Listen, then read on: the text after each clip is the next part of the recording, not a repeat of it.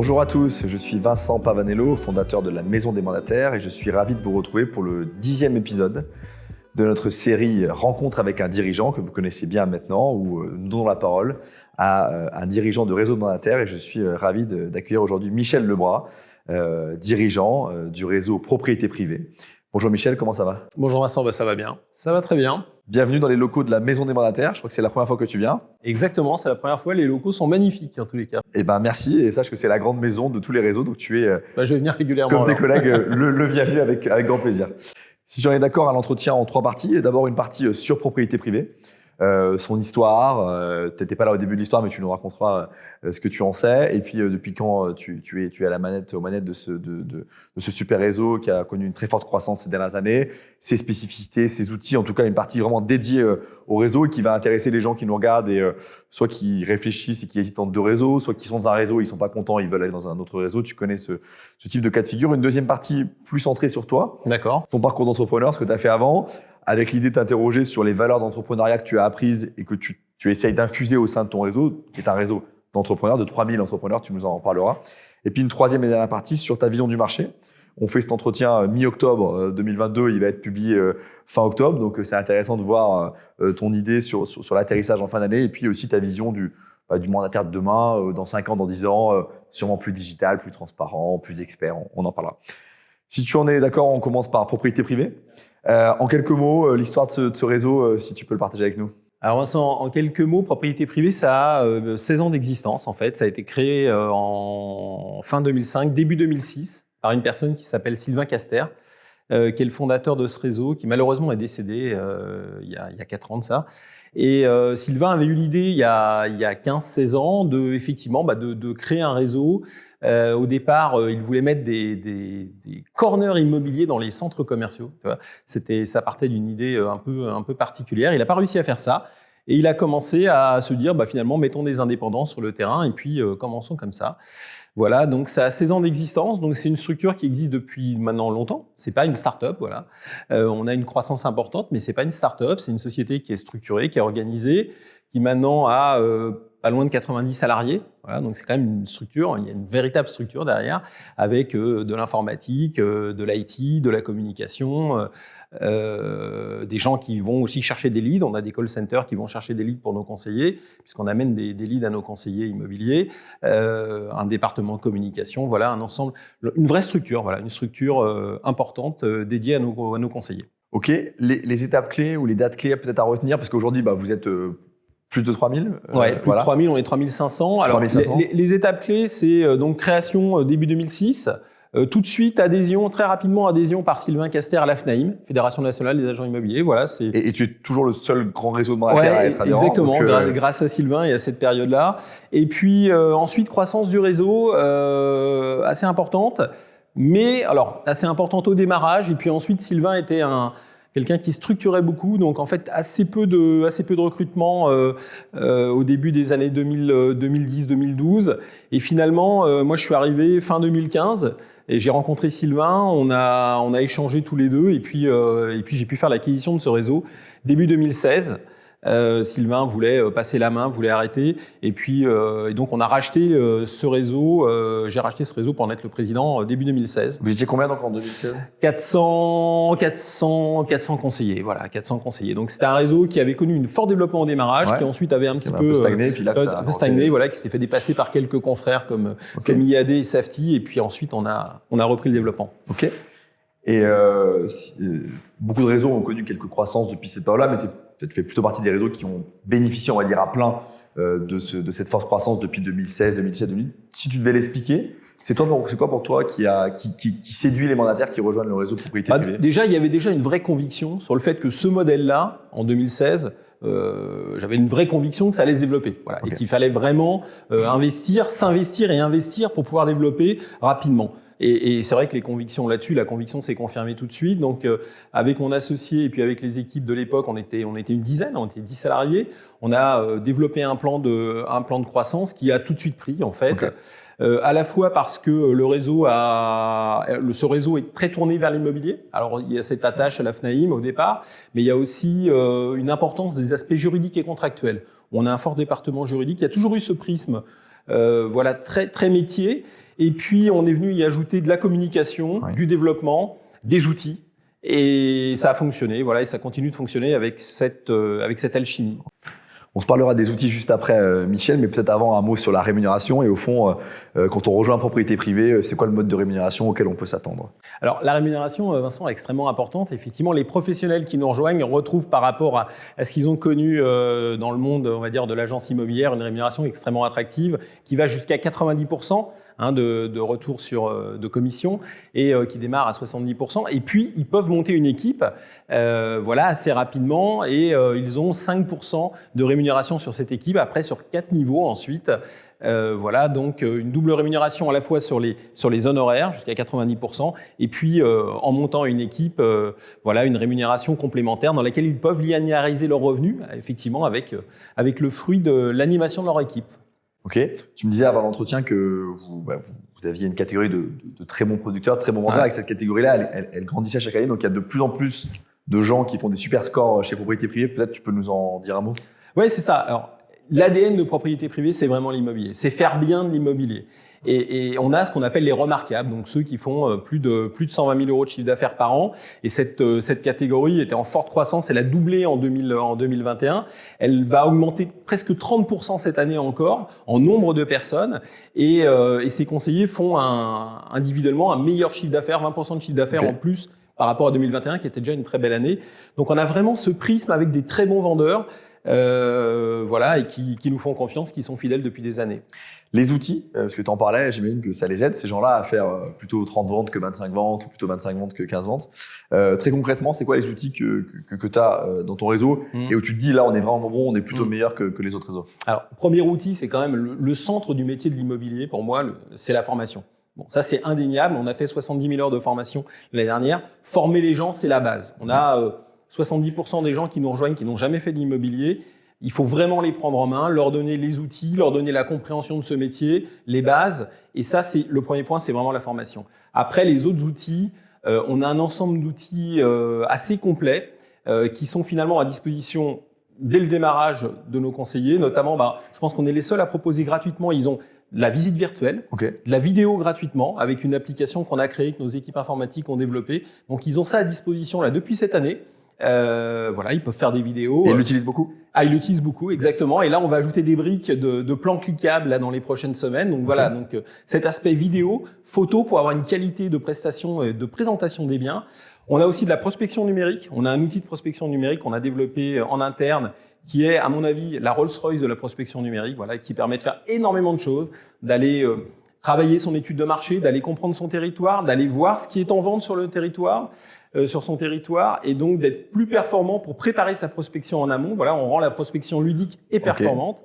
Et puis ensuite, on a plein d'outils. On a des outils de communication. Nos conseillers peuvent faire eux-mêmes leurs flyers, peuvent faire leurs panneaux de communication eux-mêmes. Voilà, ils peuvent les composer avec un outil très très simple. On a énormément d'outils. On a 28 applications actuellement dans le réseau. Voilà. Donc on sort une nouvelle application tous les 6 mois. Ok. Et si je suis en reconversion, que je faisais totalement autre chose, j'ai aussi ma place chez Propriété Privée? Exactement. Alors, dans plusieurs formules, si tu veux commencer l'immobilier à mi-temps, on a une formule qui s'appelle Tempo, dans laquelle on permet de former les gens, on leur permet de se former en fonction de leur rythme de travail. Voilà. Donc, ils peuvent continuer leur travail précédent et se former en parallèle, d'accord, en validant leurs acquis. C'est une formule qui s'appelle Tempo. C'est pas une formule financière, c'est vraiment une formule de formation, voilà, et d'accompagnement très dédié aux gens qui sont à mi-temps et qui vont ensuite, pour certains d'entre eux, pour la plupart du raison passer dans l'immobilier parce que c'est rentable, économiquement très intéressant, et puis ça leur permet de s'épanouir. Et puis autrement, si tu as tout ton temps à consacrer, il y a un programme de formation dédié aux gens qui vont se reconvertir à temps plein dans l'immobilier. Ouais. Ok. En général, on finit cette partie par une question aussi sur la convivialité au sein du réseau. C'est très important parce que le problème du métier mandataire, je le dis pour les gens qui nous écoutent, c'est, il faut le dire, il faut être transparent, c'est que vous êtes un peu seul aussi d'une certaine manière, et donc la plupart des réseaux essaient de compenser cette solitude en créant des événements et des moments de partage. Chez Propriété Privée, tu m'avais invité à ta convention, donc je peux témoigner que c'était un super événement. Mais qu'est-ce que tu peux dire sur cet esprit peut-être de famille au sein du réseau? La convivialité, c'est l'élément indispensable. En fait, alors tu l'as dit, il y a le fait d'être seul, mais il y a surtout le fait de passer un bon moment. Moi, en tant que patron entre deux réseaux, j'avoue que j'adore passer du temps avec les conseillers. Là, on revient d'un week-end, les meilleurs vendeurs 160 personnes sont venues à Ibiza. On est parti à 160 à Ibiza. On a fait 4 jours de fête, 4 jours de partage, 4 jours de rencontres. C'était extraordinaire parce que la plupart, là, pour le coup, comme il y avait beaucoup de nouveaux, ne se connaissaient pas. Mais on a aussi 2 fois par an des rencontres régionales. On fait le tour de France, on va voir les conseillers. Pour moi, c'est une source inépuisable, à la fois de relations, de plaisir déjà, de plaisir de voir les gens. C'est un vrai plaisir. Ça humanise la relation. Et puis de prendre des informations du terrain pour qu'effectivement, on retranscrive nous, au niveau du siège, ce qui nous remonte du terrain. Donc c'est indispensable. On fait une grande convention tous les ans. Cette année, elle était à l'Élysée-Montmartre. Et voilà, c'est un bonheur. Et effectivement, un réseau, pour moi, il n'y a pas de réseau s'il n'y a pas ce lien qu'on crée entre nous, entre les conseillers, et puis avec les dirigeants. Et les prochaines régionales, c'est pour bientôt, je crois. Et c'est là, début novembre, Tour de France. Allez hop, on prend la voiture et on fait 3000 km dans la semaine. C'est ouvert uniquement aux mandataires. Ouais. Il n'y a pas d'externe qui Non. Parfois, certains conseillers invitent des conseillers qui vont devenir de futurs conseillers pour leur montrer l'échange qu'on peut avoir. Bon. Voilà. Et du coup, on peut peut-être donner le conseil, si vous avez un conseiller propriété privée pas loin de chez vous et que vous hésitez à rejoindre le réseau, contactez-le et potentiellement vous pourrez Exactement, il peut venir en convié, rencontre régionale, c'est sympa.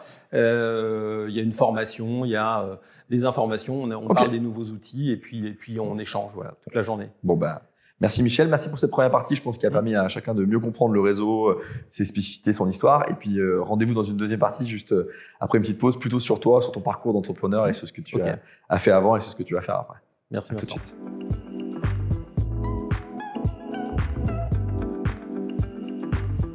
De retour pour la deuxième partie de cette émission Rencontre avec un dirigeant. Et aujourd'hui, je rencontre Michel Lebroy, le dirigeant du réseau Propriété Privée, dont on a bien parlé dans la première partie de cet entretien. Et cette deuxième partie, vous la connaissiez bien. Maintenant, c'est une partie où on s'intéresse plus au parcours de l'entrepreneur qu'on a en face de nous aujourd'hui, Michel Lebroy. Donc, la première question, Michel, que j'ai envie de te poser, c'est: as-tu toujours été entrepreneur dans ta vie? As-tu été salarié dans une autre vie? Et au fond, un peu, c'est quoi ton rapport à l'entrepreneuriat et depuis quand tu as tes statuts d'être chef d'entreprise à ton compte d'une boîte qui, en plus, t'appartient, pour une partie en tout cas, donc dirigeant et gros actionnaire aussi. Oui, alors je n'ai pas toujours été dirigeant d'entreprise. En fait, j'ai toujours voulu l'être. Et effectivement, j'ai commencé de façon, j'ai été salarié dans des groupes, dans des grands groupes, puisque j'ai été dirigeant de filiale chez Suez, en fait, vous voyez, dans l'environnement, tu vois, dans le traitement de l'eau. Et ensuite, j'ai été aussi directeur commercial et directeur de la stratégie d'un grand groupe d'eau aussi, qui est le 3e, qui était l'Assor. Okay. Donc, ça nous éloigne de notre sujet. À Paris plutôt ou en... Non, au niveau du groupe. Au niveau du groupe. Mais tu étais basé à Paris, je veux dire. Ou... J'étais basé en région parisienne, ouais. À chaque fois, j'étais basé en région parisienne. Et si tu veux, en fait, moi, je voulais être entrepreneur. J'ai toujours voulu être entrepreneur, mais j'ai considéré que la partie de salariat, c'était la partie dans laquelle je me formais. Et en fait, j'ai été directeur financier, j'ai été directeur commercial, j'ai été directeur de la stratégie, j'ai été patron de filiale. En fait, j'ai eu dans l'ingénierie, donc des domaines très, très éloignés des uns des autres, mais je l'ai considéré que c'était un complément de formation par rapport aux études. Et réellement, et j'ai toujours voulu devenir entrepreneur. Et puis il y a quelques années, en fait, je me suis dit, c'est maintenant ou autrement, je ne le ferai jamais. T'avais quel âge quand t'as eu cette 40 ans. 40 ans. Et je me suis dit, c'est maintenant, je le ferai jamais. Voilà. Okay. Et si je l'avais pas fait, j'aurais été très malheureux. J'aurais été malheureux d'un point de vue professionnel, mais à la limite, c'était pas très grave, mais d'un point de vue personnel. Pour moi, c'était, c'est au fond de moi. Voilà. J'avais besoin, et j'ai toujours besoin de vivre une vie d'entrepreneur. C'était ce que je voulais vivre. La réussite après, là, elle est venue. Effectivement, elle aurait pu ne pas venir, mais j'aurais été heureux aussi. Voilà. Propriété privée, c'est ta première aventure entrepreneuriale? Ouais, j'avais créé une boîte, un gros magasin, on va dire un peu avant, mais on va dire que la vraie grosse aventure, c'était celle-là. Et c'était vraiment, c'était un choix très, très personnel, très profond. Et alors, je le regrette pas, je voulais gagner ma liberté. Okay. La liberté financière, oui, mais la liberté de faire ce que j'avais envie de faire, de bien agir comme je voulais agir, et ce que j'avais pas du tout. Je m'y retrouvais plus dans les groupes en tous les cas. Bon, je pense que ça parle à beaucoup de gens qui nous regardent, qui sont mandataires ou qui veulent devenir mandataires, parce que c'est les mêmes ressorts qu'on retrouve, peu importe la typologie d'entrepreneur qu'on est, le type d'entrepreneur. Pourquoi l'immobilier dans ce parcours d'entrepreneur? Le hasard Alors, non, c'est pas le hasard. Déjà, dans les années 90, j'avais travaillé dans l'immobilier pendant mes études.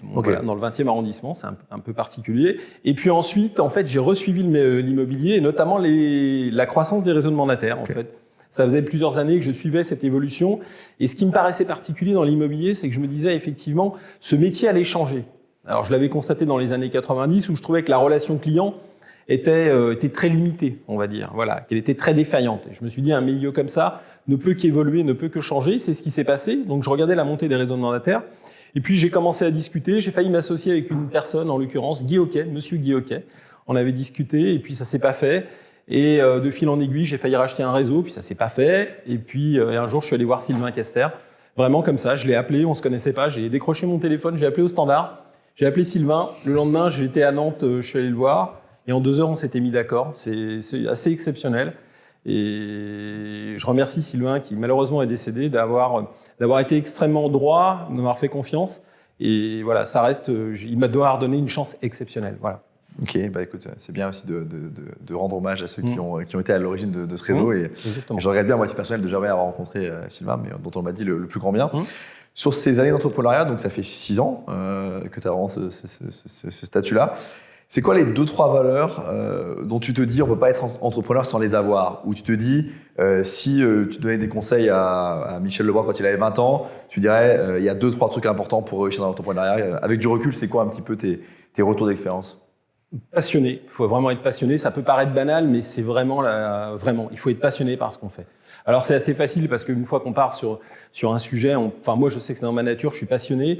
Ensuite, vraiment travailler. Vraiment, alors là aussi, ça peut paraître banal, mais en fait, il n'y a aucune réussite, j'en suis persuadé, sans le travail. Il faut travailler plus que les autres. Si on veut réussir, il faut travailler un peu plus, se faire un peu plus mal. Et puis voilà, ces 2 valeurs. Et puis ensuite, je pense garder les pieds sur terre, voilà. Et rester conscient de ce que l'on fait, des points forts, mais des points faibles de ce que l'on fait, pour essayer pour ne pas s'éloigner trop du réel, finalement, dans la construction de son entreprise. Ok. Comment tu déclinerais ces valeurs pour un mandataire et comment tu essaies de les décliner au quotidien? Parce que j'imagine que ça fait évidemment beaucoup écho. Quand tu dis garder les pieds sur terre, ça vaut peut-être pour des super vendeurs, effectivement, quand tu parles et qui doivent rester aussi motivés. Quand tu dis qu'il faut travailler plus que les autres, moi, dans mon esprit, ça s'adresse à ceux qui viennent d'arriver, à qui il va falloir donner plus. Et la passion, peut-être, ça s'applique à tout le monde. Et comment tu arrives un peu à décliner, puis surtout à faire infuser ces valeurs pour que tout le monde les porte chez Propriété Privée? Déjà dans la formation, en fait, on leur explique très simplement et très, très justement que finalement, il n'y a pas de réussite sans effort dans l'immobilier, comme dans toutes les... Alors, on peut très bien gagner sa vie dans l'immobilier, mais il faut déjà faire de la prospection, il faut aller faire du commercial, il faut s'investir, passer du temps avec ses clients, et c'est très agréable si on aime ça. Voilà, si on ne l'aime pas, faut pas faire ce métier. Mais très rapidement, on se rend compte que si on aime ça, ça marche, et ça marche vraiment très bien. Voilà, donc ça, on leur explique dès la formation. Et puis, dans toutes les relations qu'on a avec eux, cette notion de travail, de passion, de communication auprès de ses clients, on essaye de l'inculquer en permanence. Ouais. Et ça marche? Et ça marche. Et je veux dire, une très grande satisfaction, alors on est plusieurs patrons d'entreprise à dire ça, mais une grande satisfaction, c'est quand on a quelqu'un qui a changé de vie professionnelle, et on en a plein des exemples comme ça, et qui viennent vous remercier parce que ça leur a donné la liberté économique, la liberté par rapport à leurs employeurs qu'ils n'avaient pas précédemment ou qu'ils considéraient de pas avoir. Voilà, et ça, c'est une énorme satisfaction parce que moi, je la connais, cette liberté et cette joie, et je la connais tous les jours, quoi. Donc, je comprends ce qu'ils vivent. Et on peut évoluer, on peut progresser, puisque souvent, on parle avec des mandataires, dans ton réseau, dans d'autres, qui disent « Je vois bien les 3-4 qualités qu'il faut pour faire ce métier et pour en vivre bien. » Je les ai pas forcément aujourd'hui. Toi, ton message, c'est aussi de dire, mais en fait, en 2016, tu n'avais pas les qualités d'entrepreneur que tu as aujourd'hui, toi aussi. Et ça, tu veux peut-être en dire un mot sur. Il n'y a rien de figé, en fait. Non, il n'y a rien de figé. En fait, l'expérience, ça compte dans la vie. Et on apprend en tant qu'entrepreneur, on apprend. Alors, la structure était toute petite il y a 6 ans, donc j'ai appris sur cette petite structure. Et puis après, voilà, elle est devenue plus grosse. Donc, on apprend. Et pour un conseiller, c'est pareil. Ils apprennent notamment quand ils font une équipe aussi. Certains bons conseillers montent leur équipe et puis deviennent des managers. Donc, ils ont un rôle différent avec un débutant, avec un confirmé. On leur propose une vraie évolution de carrière qui est basée sur leur expérience, sur l'expérience et on les forme. On les aide à manager aussi leurs équipes. Là, on est en octobre 2022. Moi, je pense que le pire n'arrivera pas. Je ne crois pas à un marché qui s'effondre, mais je crois à un marché plus challenging, peut-être plus difficile pour 2023. C'est, je pense, une conviction qu'on peut partager. Ce serait quoi le conseil d'entrepreneur que tu donnerais à d'autres entrepreneurs pour continuer à prospérer dans cette période qui s'ouvre, qui sera un peu moins favorable que les 2-3 dernières années qui viennent de s'écouler? Les 2-3 années qui viennent de s'écouler, ils étaient exceptionnellement favorables. Enfin, en 2020, il y a eu un stop, et puis après, exceptionnellement favorable. Donc, il ne faut pas se fixer sur ce marché. Ce qui est important, c'est de s'intéresser à ses clients. Et dans ces périodes qui va redevenir une période normale, c'est-à-dire qu'on a des gens qui vont vendre des biens, il va falloir aller chercher nos acquéreurs.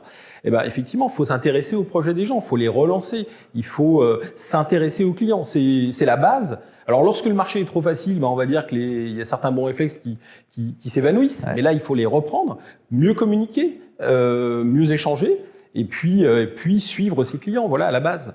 Travailler plus. Et à côté, un petit peu aussi faire plus d'efforts. Travailler un peu plus, ouais. Ouais. Et ça, c'est l'entrepreneur aussi, quand c'est plus difficile, il faut compenser par effectivement plus d'énergie, plus d'innovation. Exactement, plus d'énergie. Plus d'énergie, ben, on retiendra ça.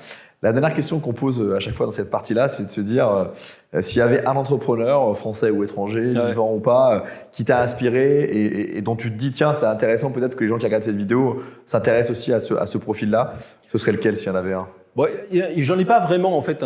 Tu m'as dit que tu allais me poser cette question, donc mais j'ai pas vraiment de personne. Non, autrement, s'il y a vraiment quelqu'un, mais enfin c'est un peu banal ce que je vais dire. C'est le plus grand des entrepreneurs, c'est Elon Musk, parce qu'effectivement, à la fois d'arriver à faire des choses aussi différentes que des voitures, des fusées, et puis être visionnaire à ce niveau-là, c'est absolument exceptionnel. S'il y a une personne exceptionnelle, je pense que c'est lui. Et surtout le fait d'être touche à tout et dans des domaines différents, je trouve que c'est extrêmement intéressant de regarder des sujets extrêmement différents, voilà. Ça marche très bien comme réponse et nous aussi, on est très fans d'Elon Musk et de ses multiples casquettes et de la capacité d'être bon partout, donc on prend cette réponse. Merci beaucoup pour cette deuxième partie. On se retrouve juste après sur un point sur le marché. On a commencé un petit peu à en parler, mais tu nous donneras ton regard et puis aussi on parlera ensemble du mandataire de propriété privée à horizon 2025-2030. Il sera, j'imagine, bien différent de ce qu'il est aujourd'hui et sûrement des perspectives enthousiasmantes. Donc à tout de suite. À tout de suite.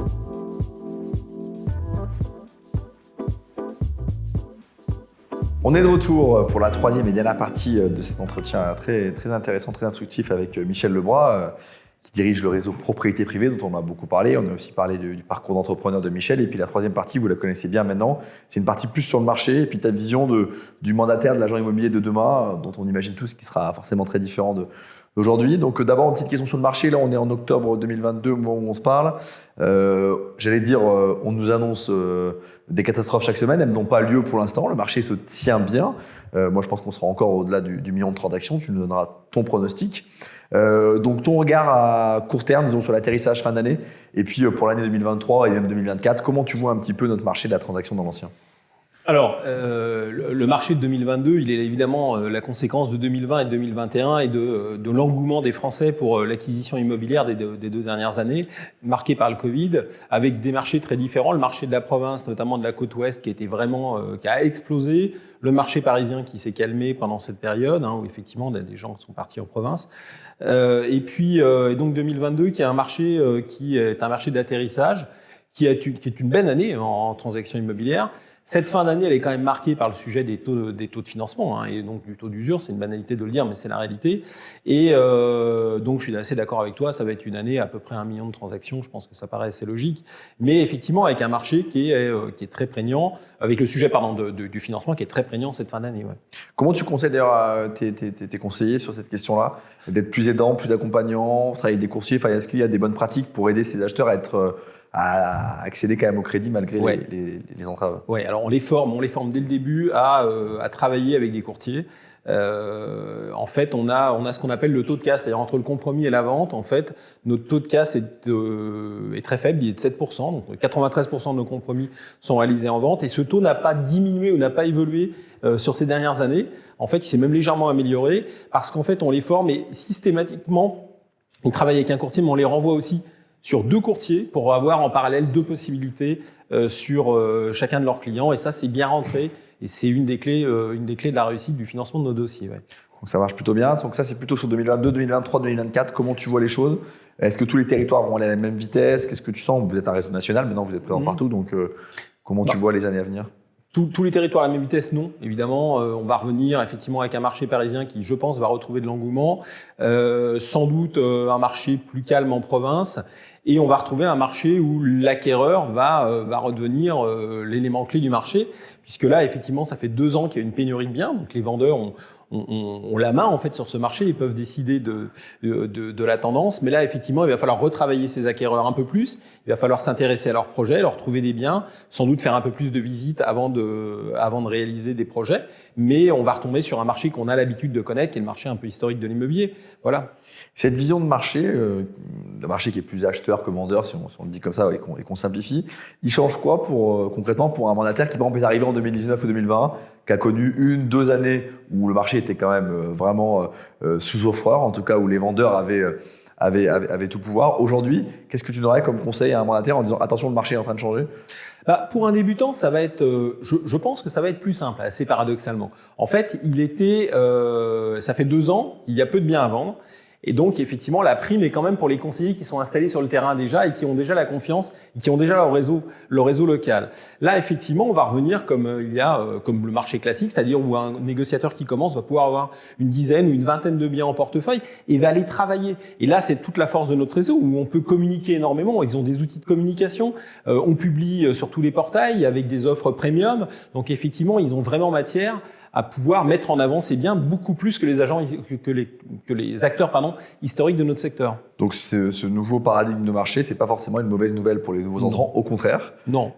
Et par contre, simplement, il faut mieux choyer ses acheteurs potentiels. Il faut être peut-être plus meilleur en visite. Ça, on sait que c'est un gros sujet où on s'était peut-être habitué à des visites rapides, parce qu'on avait 15 acheteurs pour un bien ou 30. Là, c'est un peu moins le cas, donc ça c'est clair.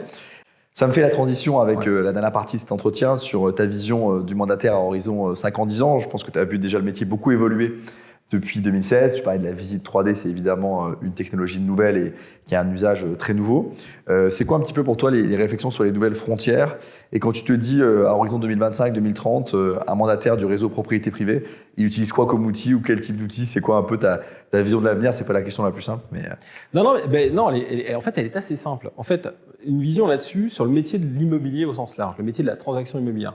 Moi, je pense que l'acteur, on va dire l'agent ou le mandataire, peu importe, celui qui est au service de son client, là où il va s'en sortir, et sa valeur ajoutée, ça va être de s'occuper de son client. Voilà. Et ça va être la grosse différence, c'est-à-dire que le client va être au centre des préoccupations du professionnel. Et ça, de plus en plus. C'est-à-dire qu'il va devoir consacrer moins de temps à son administratif, moins de temps à la technique, on va dire, les photos et autres, moins de temps à des aspects juridiques, par exemple, et plus de temps à consacrer à son client. Voilà. Identifier le client vendeur, identifier le client acquéreur, travailler, mettre en relation, relancer ses clients, c'est ça la différence. Et c'est là-dessus qu'on travaille. Et effectivement, tous nos outils sont tournés là-dessus, c'est-à-dire tu parlais de la visite virtuelle, c'est pas une nouveauté. Ce qui est la nouveauté dans notre réseau, c'est de le mettre à disposition de tous les conseillers.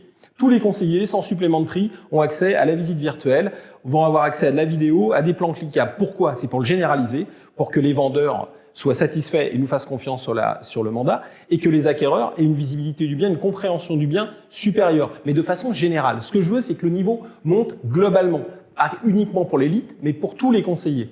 Et c'est ça le conseiller de demain, c'est celui qui va aller prospecter de chez lui, qui va avoir une information précise à apporter à un vendeur quand il va aller sur le terrain, parce qu'il aura, à travers des outils, de communication, des outils de prospection, fait un travail en amont pour pouvoir apporter de la valeur ajoutée à ses clients. Je crois beaucoup à ça et je crois beaucoup aussi aux services associés. Je pense qu'on se différenciera et on gardera des honoraires conséquents si on arrive à avoir des services supplémentaires pour nos clients, et ça on en reparlera plus tard, j'ai quelques idées là-dessus. Le futur est à mon avis au service pour nos clients. C'est très bien, merci. Et puis peut-être une dernière question, parce que tu l'as abordé tout à l'heure, et à mon avis c'est quand même lié à cette question de ta vision du métier à horizon moyen long terme. Si tu dis chez Propriété Privée, on fournit beaucoup de leads à nos mandataires, on est passé vite sur ce sujet-là, j'aimerais peut-être bien que tu y reviennes. Et j'imagine que c'est stratégique et que c'est un projet d'avenir aussi, de dire demain d'être les meilleurs sur ce segment, c'est-à-dire comment j'arrive à fournir des leads, notamment aux débutants. Voilà, oui. Fournir du lead, c'est toute la relation qu'on a avec nos conseillers. C'est-à-dire que nos conseillers vont sur le terrain, travaillent leur communication, travaillent leur présence, leur visibilité locale, mais on les aide aussi, et on les aide parce qu'on leur fournit tous les mois, toutes les semaines, on leur fournit des leads. Alors des leads qui viennent à travers nos call centers, on en a plusieurs en France et à l'étranger, à travers nos outils numériques. Et c'est on va dire que la croissance de notre réseau, c'est à la fois cette conjugaison de cette activité locale et puis de cet apport de leads aussi partout en France pour les aider, soit les débutants à démarrer, et les confirmer aussi pour les alimenter en nouvelle clientèle qu'ils n'avaient parfois pas identifiée. Voilà. Donc c'est plusieurs milliers de leads tous les mois de rendez-vous. Quand je parle de leads, c'est des rendez-vous fixés qu'on amène à nos conseillers, voilà, pour les aider à travailler et à se développer. Merci pour cette précision, je pense que c'était important. Et puis merci pour cet entretien parce qu'il arrive à sa fin. Merci pour tous ces éléments que tu as partagés très généreusement avec nous et les ambitions du réseau Propriété Privée. On ne doute pas et on souhaite une belle vie à Propriété Privée qui continuera à grossir, qui grossit au moment où on se parle. Merci beaucoup Michel pour ton témoignage. J'espère que ça intéressera. N'hésitez pas à mettre des commentaires en dessous de la vidéo, à poser des questions. Je suis sûr que quelqu'un chez Propriété Privée se fera une joie de vous répondre si vous avez des questions techniques.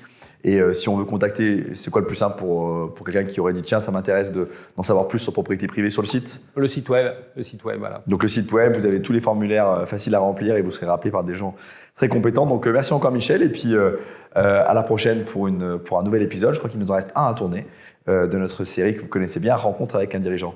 Merci Michel. Merci Vincent et longue vie à la Maison des Mandataires aussi. Merci. Merci.